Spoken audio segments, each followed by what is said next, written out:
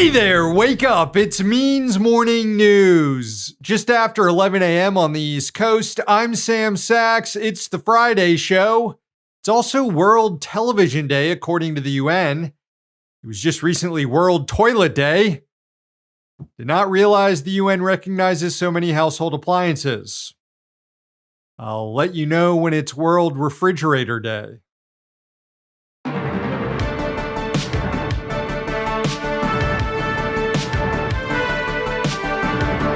And we begin with growing concern that the president's orders to the military are illegal.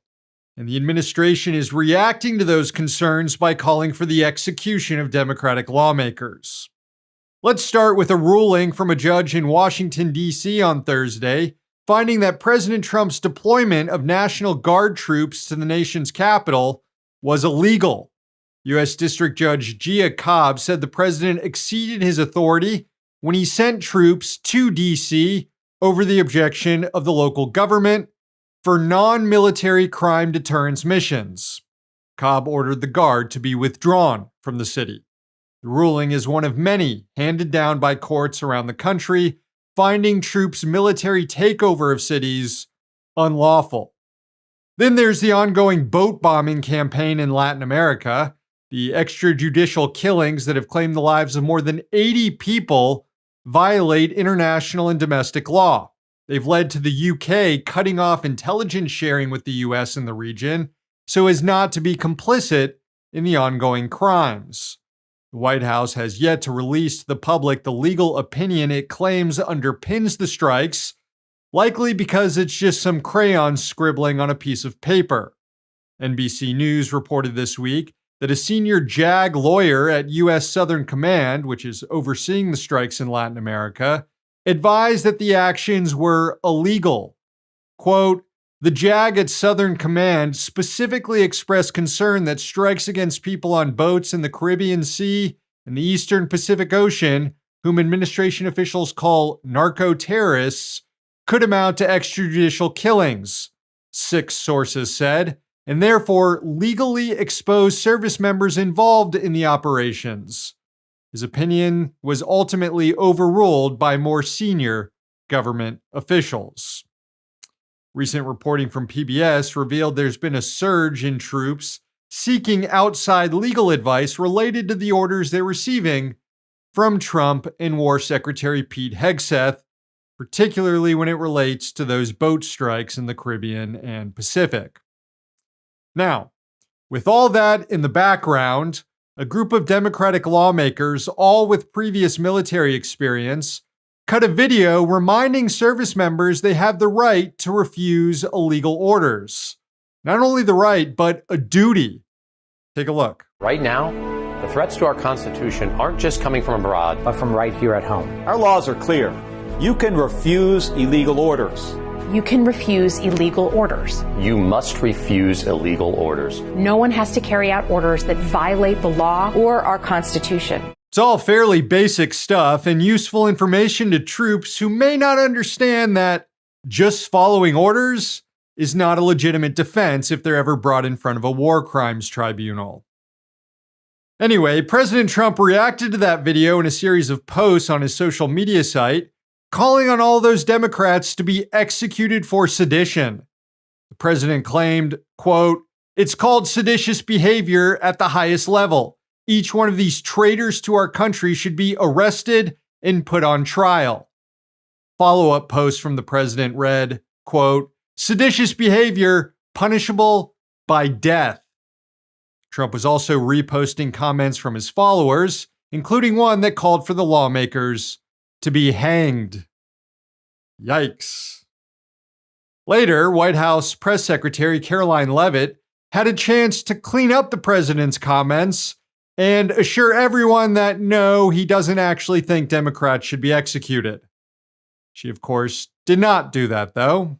You have sitting members of the United States Congress who conspired together to orchestrate a video message to members of the United States military, to active duty service members, to members of the national security apparatus, encouraging them to defy the president's lawful orders. Just a quick correction, Caroline. They did not encourage service members to defy lawful orders, as you said.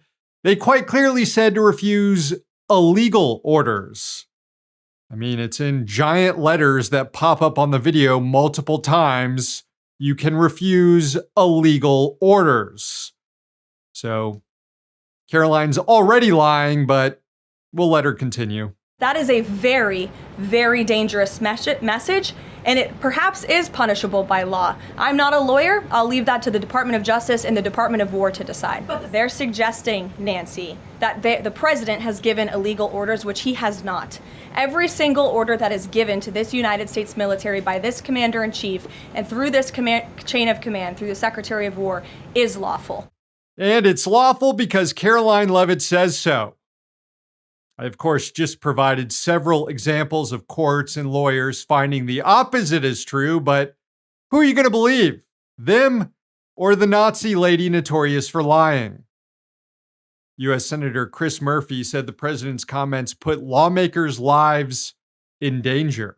The President of the United States just called for Democratic members of Congress to be executed. This is not normal. We cannot allow this to feel normal. This, as far as I know, has never happened before in the history of the country. Every Democratic member of the Senate and the House, their life is in jeopardy right now, especially those that were specifically targeted by this social media post. And this is a moment for people to step up, for Republicans to step up, for business leaders to step up. Okay, listen, bud. I understand where you're coming from, but if at this late stage in the game you're still expecting Republicans and business leaders to step up and oppose Donald Trump, you're hopelessly lost, and it's time to come up with a new strategy. Hell, you can't even get 8 members of your own Democratic caucus in the Senate to stay in line and not vote with the president. And that persistent fecklessness is why this country is speeding toward a very, very bad place. Next up, according to the rules, a president of the United States is not allowed to do broad cancellation of student loan debt held by the government.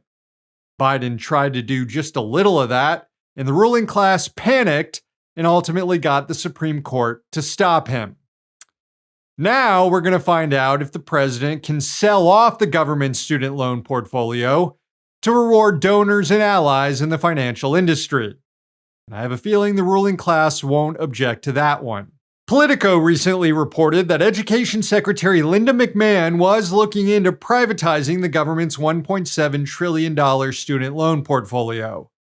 Dozens of Democratic lawmakers and independent Bernie Sanders called the plan a, quote, giveaway to wealthy insiders.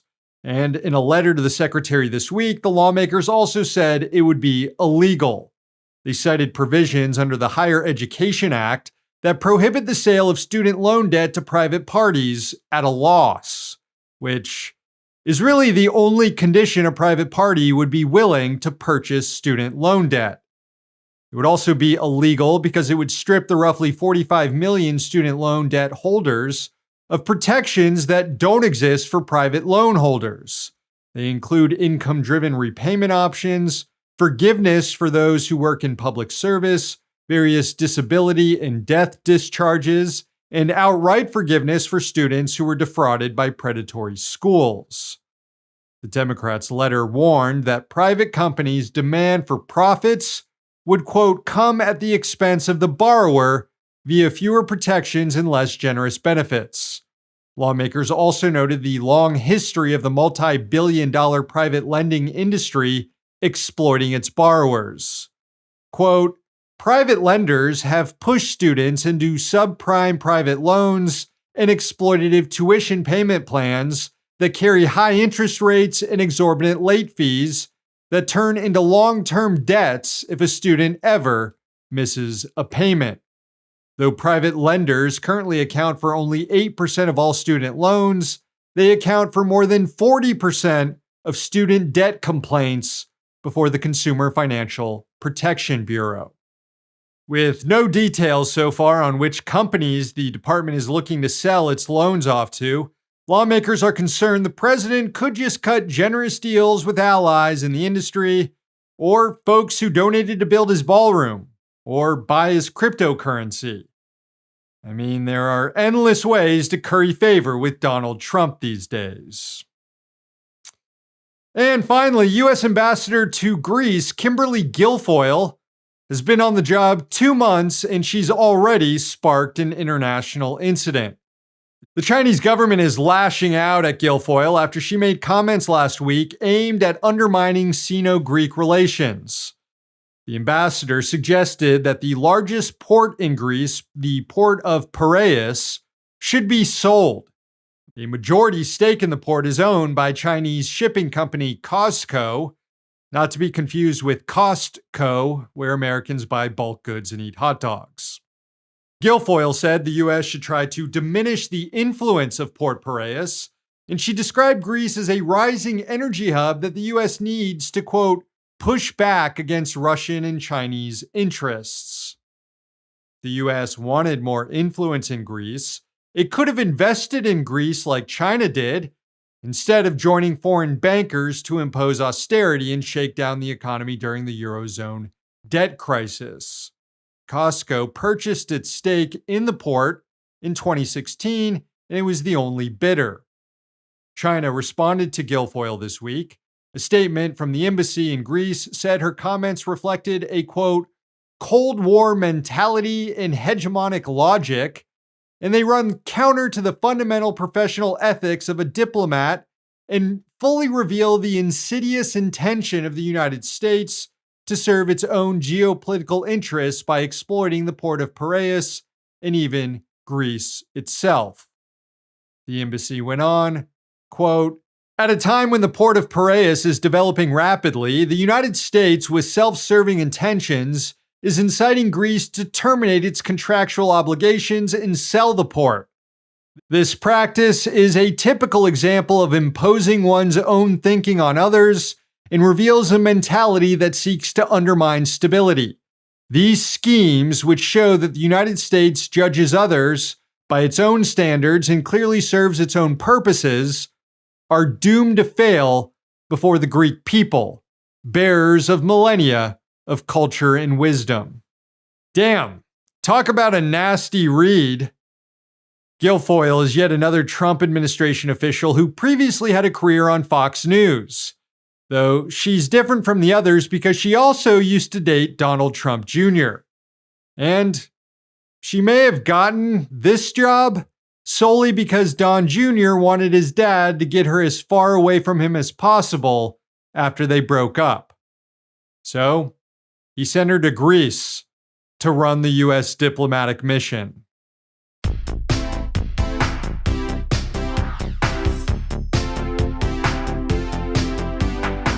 All right, time for this week's main event. Let's take a look at some of those rich dick nominations on Blue Sky. Here's a strong one to start. All the landlords and healthcare CEOs. Can't argue with that. Here's a nod for Jeffrey Epstein buddy Larry Summers, who announced he's taking a break from public life after the release of new emails showing his cozy relationship with the dead pedophile. Hopefully the absence is longer than just a break. We've got a few nominations here for Saudi Crown Prince Mohammed bin Salman, who was welcomed at the White House this week by President Trump. A recent report shows that as many as 20,000 workers died building MBS's stupid Line City idea. Scumbag. Next up, OpenAI's weirdo chief Sam Altman is nominated. And one more, a nomination for Dick Cheney, who was finally put in the ground on Thursday. People can remember him any way they want, but I'll always remember him as the guy who flung the U.S. into an illegal war for oil that killed 1 million people. Rest in piss, Dick. Strong nominations. Thanks again, everyone. But ultimately, this week's Rich Dick is Lindsey Graham. The senator from South Carolina personally stands to gain at least $500,000 thanks to a kickback Republicans passed this month with the help of a few Democrats. In a completely opaque process with no hearings and no debate, Senate Republicans created an avenue for their colleagues to sue the government and be guaranteed a payout of $500,000. Even worse, they tucked the measure into the spending bill to reopen the government, hoping to force its passage in the House. Very sketchy, even by the standards of the United States Congress. The provision stipulates that any senator who has their phones or data accessed by federal investigators without being notified beforehand can sue and collect $500,000 for each time it happens. Most importantly, it applies retroactively, so that a group of senators whose phone metadata was collected as part of the DOJ's January 6th investigation can get in on the lawsuits too. Graham is in that group, along with at least 7 other senators who communicated with the White House on January 6th and the days before it, and allegedly schemed with the president to steal the election. Once news got out of this kickback, most of the Republican senators who stand to gain from it backed away. Josh Hawley called it a bad idea. Bill Hagerty and Ron Johnson said they won't act on the cash opportunity. Marsha Blackburn said she would vote to repeal it. She might have a chance to. The House this week voted unanimously on legislation to get rid of the kickback. But Lindsey Graham is not running away from this scummy deal. He's relishing it. He said he's planning to seek millions of dollars from the government. I think this was worse than Watergate, an effort to destroy President Trump, charge him with crimes that are just ridiculous, and come after people like me. I'm not going to put up with this crap anymore. I'm going to sue. I'm going to sue the hell out of these people. How much are you going to sue them for? Tens of millions of dollars. But I'm going to sue. If you don't sue, they'll keep doing it. Don't run away from this, Republicans. Fight back. Yeah, fight back. For me, personally, in my quest to make the public pay me $10 million. Because again, no one outside the Senate has this opportunity. In fact, Graham and the rest of the Republicans in the Senate are currently blocking consideration of a bill that would allow regular Americans, those not in the Senate, to sue the Departments of Homeland Security and Justice for monetary damages when federal agents violate their constitutional rights, because currently there's only limited opportunity for people to do that. So far, there's no indication that the government's probe into the senator's activities on January 6th was illegal or that any wrongdoing was committed by investigators. So when Graham calls it worse than Watergate, he's just making shit up, hoping it improves his chances of getting his bag. And of all the people, Graham is the last who should be outraged by all this. He had his metadata, not the content, but the metadata of his calls collected, which unfortunately the government collects in droves on Americans all the time, as we learned from the Snowden NSA disclosures in 2013. Every Verizon customer was having their metadata collected by the government.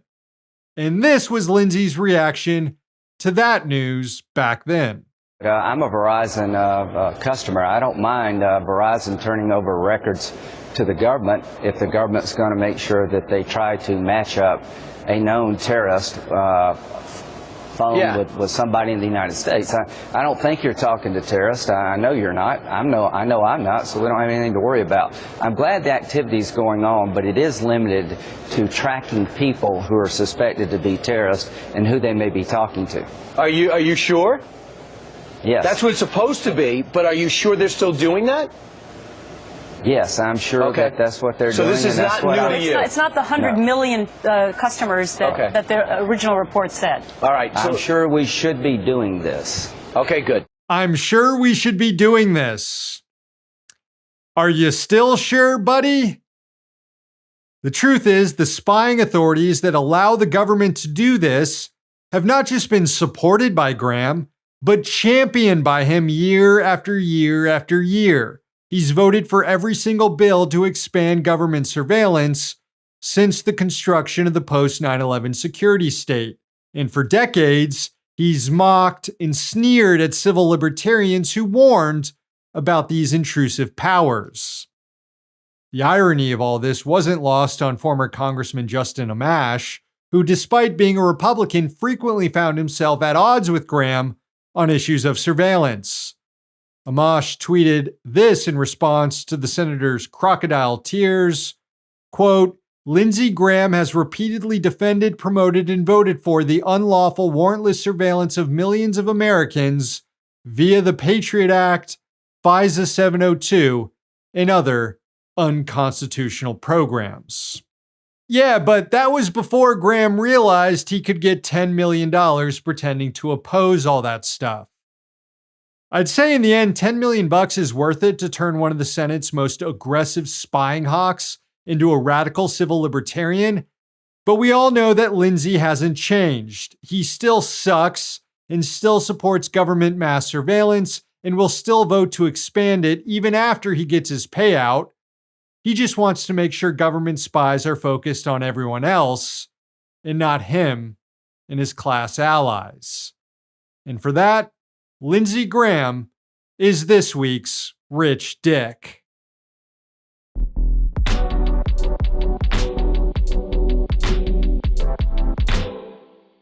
Okay, friends, the show ends today with a sunrise from Texas. It was sent in by Jared in Dallas. Enjoy.